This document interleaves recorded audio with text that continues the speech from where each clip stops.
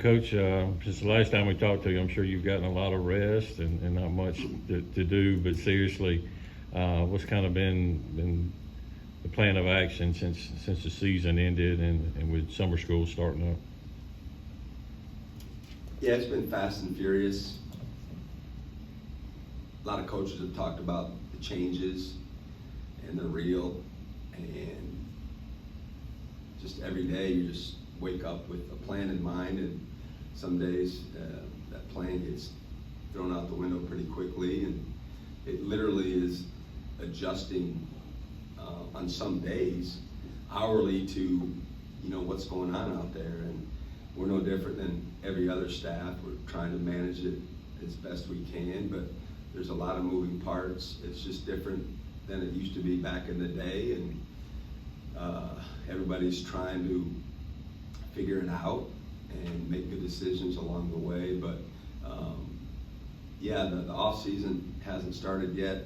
Hopefully it will soon, in terms of slowing down and getting amped up for the guys to return for summer school and academics and getting back on the court and preparing for next season. Steph, go ahead. Obviously, you guys have made some noise the past week. I guess, what are your thoughts on Jimmy Bell, Andrew Taylor being able to bring them into what you guys are trying to build? Yeah, people probably thought, we were taking vacation there for a few weeks, and it was pretty quiet on the recruiting scene for us, but we weren't. There's a lot to it, and we were doing a lot of evaluating, a lot of conversations were had on the phone, and everyone's roster is so fluid right now with the portal and potential grad transfers, but we're really excited about the two portal additions that we've had thus far. You mentioned Jimmy Bell. Just gives us an anchor, if you will, around the basket. He's got great size, lefty.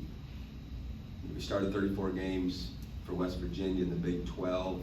His numbers aren't maybe as gaudy as one would like, but if you get underneath it and really look, he did all that in 18 minutes a game against, great competition almost every single night, and just getting to know him and his background and what kind of person he is. We're excited for him to join our basketball family, and we think he'll fit right in for what we'd like to do in terms of just our daily expectations, and we're excited that he's part of us now. And then Andrew, he's someone that his numbers jump out at you, right? I mean, albeit it was a mid-major level, but a successful program. Coach D'Antoni's very respected. They won 24 games last year. He put up ridiculous numbers.